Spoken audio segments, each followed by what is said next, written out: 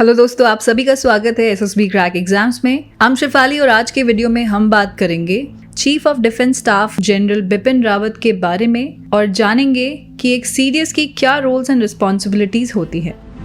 और आज का वीडियो स्टार्ट करने से पहले मैं आपको एसएसबी क्रैक एग्जाम्स के ऑनलाइन कोर्सेज के बारे में बताना चाहती हूँ। अगर आप एनडीए या सीडीएस रिटन एग्जाम्स के लिए प्रिपेयर कर रहे हैं तो आप हमारे एनडीए, सीडीएस और ओटी के ऑनलाइन कोर्सेज को चेक कर सकते हैं। इन कोर्सेज में आपको full lectures, mock test, lesson plans और बहुत सा कंटेंट मिलेगा जो आपको एनडीए और सीडीएस रिटन एग्जाम्स क्रैक करने में हेल्प करेगा। इस कोर्स का लिंक आपको डिस्क्रिप्शन में भी मिल जाएगा। आप हमारे mobile app SSB crack exams को गूगल प्ले स्टोर से भी डाउनलोड कर सकते हैं।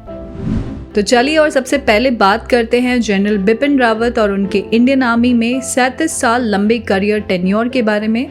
जनरल बिपिन रावत ने नेशनल डिफेंस एकेडमी खड़कवासला और इंडियन मिलिट्री एकेडमी देहरादून से अपनी मिलिट्री ट्रेनिंग ली थी, जहां पासिंग आउट परेड में उन्हें किसी भी जेंटलमैन कैडेट को मिलने वाला सबसे बड़ा सम्मान यानी कि स्वॉर्ड ऑफ ऑनर से सम्मानित किया गया था। जनरल रावत को 5th बटालियन 11 गोरखा राइफल्स में 16 दिसंबर 1978 को कमीशन मिला था और इंटरेस्टिंग बात यह है कि इसी यूनिट में उनके फादर ने भी सर्व किया था।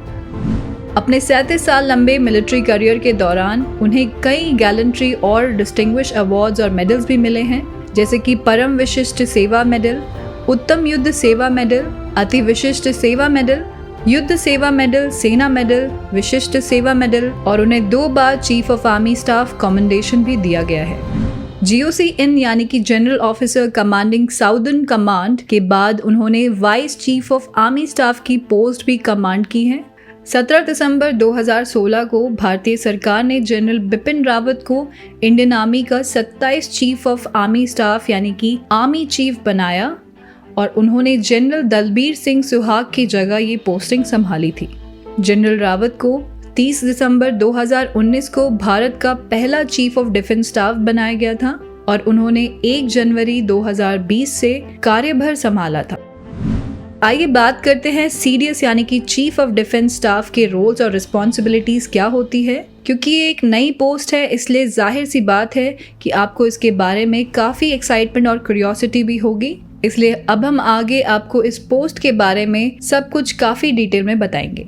चीफ ऑफ डिफेंस स्टाफ यानी कि सीडीएस एक professional service chief of Indian armed forces यानी कि इंडियन आर्मी, इंडियन नेवी और इंडियन एयरफोर्स के हेड हैं, जो कि भारत सरकार के senior most uniform military adviser भी हैं। और इसके साथ ही आपको ये जानना जरूरी है कि सीडीएस एक 4 स्टार जनरल ऑफिसर रैंक है जो भारत सरकार के द्वारा ex officio secretary to the government of India का दर्जा भी मिला हुआ है। इसके साथ ही साथ वो रक्षा मंत्रालय यानी कि मिनिस्ट्री ऑफ डिफेंस के अंतर्गत आने वाला डिपार्टमेंट ऑफ मिलिट्री अफेयर्स के हेड भी हैं। अगर सीडीएस पोस्ट की बात करें तो 1999 में कारगिल रिव्यू कमेटी ने कारगिल युद्ध के बाद रिकमेंडेशंस यानी कि सुझाव दिए थे, जिसमें से एक ये भी था कि सीडीएस की पोजीशंस को क्रिएट करना जिससे तीनों सेनाओं में बेहतरीन तालमेल हो और किसी भी इमरजेंसी सिचुएशन में वो एक सिंक्रोनाइज तरीके से काम कर सके।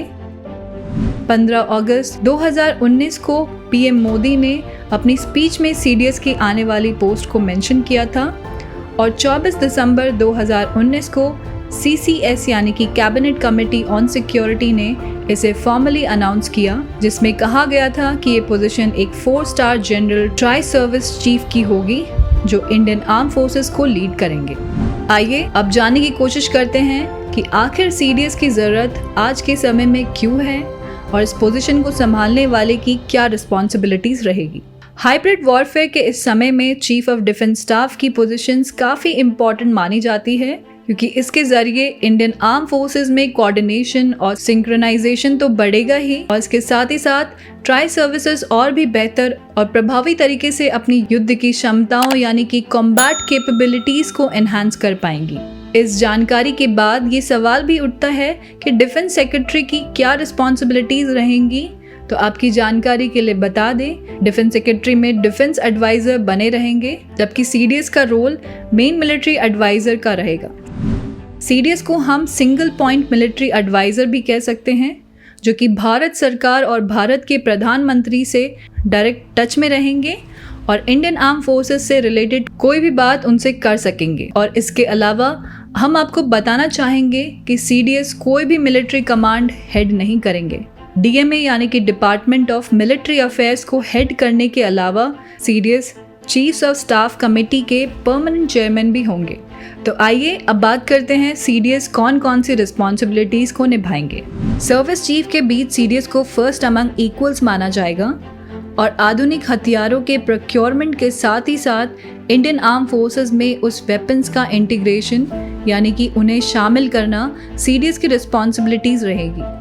डिफेंस एक्विजिशन काउंसिल जिसे रक्षा मंत्री हेड करते हैं और डिफेंस प्लानिंग कमेटी जिसे NSA यानी कि नेशनल सिक्योरिटी एडवाइज़र हेड करते हैं, उसके एक मेंबर CDS भी होंगे और वो न्यूक्लियर कमांड अथॉरिटी के मिलिट्री एडवाइज़र भी होंगे। जैसे कि आपको बताया था कि CDS सर्विंग चीफ को कोई भी कमांड दे सकते हैं और उनके पास ये अथॉरिटी रहेगी कि वो ज़रूरत पड़ने पर थिएटर कमांड्स को बना सके और उसकी कमांड डिसाइड कर सकें।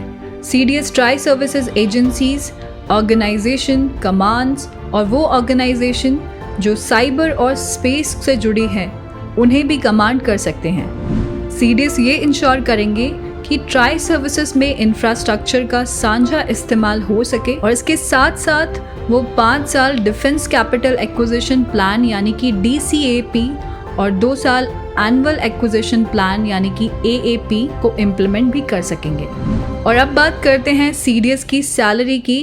तो CDS की पोजीशन को संभालने वाले जनरल को सर्विस चीफ के बराबर ही सैलरी और बाकी फैसिलिटीज़ दी जाएंगी और वो RTI यानी कि राइट टू इन्फॉर्मेशन के दायरे में रहेंगे। करंट CDS यानी कि जनरल बिपिन रावत CDS की पोजीशन को 3 साल तक संभालेंगे और इनका टेन्योर दिसंबर 2022 में ख़त्म हो जाएगा। आई होप आप लोगों को चीफ ऑफ डिफेंस स्टाफ के बारे में ये इन्फॉर्मेटिव वीडियो काफ़ी पसंद आया होगा। तो इस वीडियो को लाइक करना ना भूलें और दूसरे डिफेंस एस्पिरेंट्स के साथ ज़रूर शेयर करें ताकि उन्हें भी ये इंपॉर्टेंट जानकारी मिल सके, क्योंकि ये SSB या किसी भी डिफेंस रिटन एग्जाम्स में पूछी जा सकती है। For latest update do not forget to subscribe to our SSB crack exams channel and I will see you in the next video. जय हिंद। मैं आपको ये यकीन दिलाना चाहूँगा कि इसमें आर्मी, नेवी, एयरफोर्स एक साथ टीम वर्क करते हुए कार्रवाई करेंगे। CDS जो है उनके ऊपर नियंत्रण रखेगा, लेकिन कार्रवाई जो होगी वो टीम वर्क के जरिए होगी।